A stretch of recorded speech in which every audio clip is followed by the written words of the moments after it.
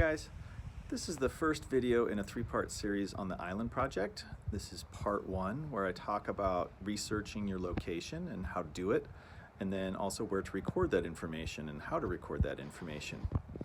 Hope you enjoy. Hopefully you've looked over the first page that has a general description of the entire project. We're going to go over the first step. So, this part is simply researching a location. This is you and your partner, or just you by yourself, researching a location, finding out information about it, taking notes about it. It doesn't have to be perfect paragraphs with perfect sentences, with perfect capitalization and spelling. This is just your notes, the information you will use to create your imaginary community.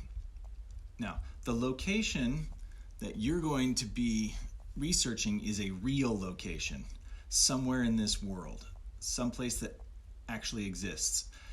The city doesn't have to exist necessarily, but the location somewhere on the earth has to exist. And again, it has to be a real place. It can't be like an undersea community, because there aren't any large communities that exist anywhere right now like that, or it can't be one that's in outer space on the moon, because we don't have any moon colonies or anything like that yet. But the point is, it's got to be somewhere on the earth. So you of course have to come up with the name of your country, and then you should be finding out information about all these topics. The climate. Is this a tropical place? Is it hot and humid? Are there tropical plants? Is it temperate, kind of, moderate temperatures, kind of like where we are? Or is it Arctic or frigid? These are just three examples, but you could get many more narrow climate definitions. The terrain, what does it look like? What's the geography around you look like? And are there any important bodies of water? Most societies are, especially the great civilizations, are built around some kind of lake or river or sea. So they have access to water, which also provides transportation. So, and then of course, talk about the physical features. If there are mountains, what are the mountain ranges? Are there certain peaks that are really high? Are there valleys in this area? Are there islands in this area? Those are just, again, a few examples. Tell me about what this whole place looks like. And then the general elevation. Is this the same elevation as here? We're about 3,000 feet. Is it at sea level, or is it way up in the mountains somewhere at 10,000 feet? So that could have an impact on how your society adapts to its environment. So talk about the flora, like plant life, vegetation. Talk about the nationality of the people.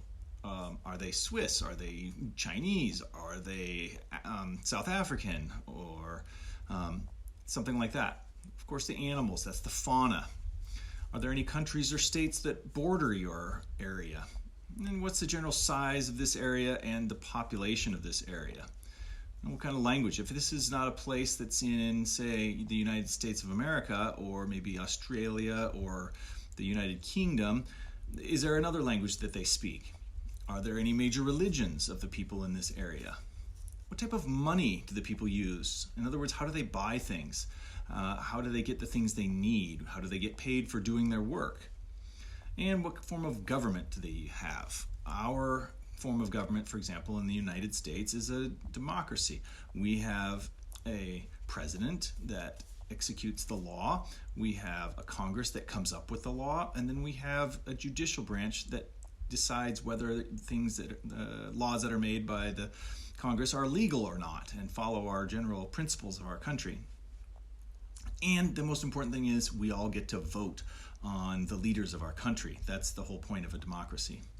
Now, what kind of things does your community grow? Are there crops like wheat or barley or corn, or potatoes? Or maybe if it's a tropical place, maybe there are bananas that are grown, or pineapple. Maybe there are apples or oranges, who knows? What kind of animals are there? Do they raise chickens? Do they raise cows? Or maybe if they're vegetarian, do they even raise any animals at all?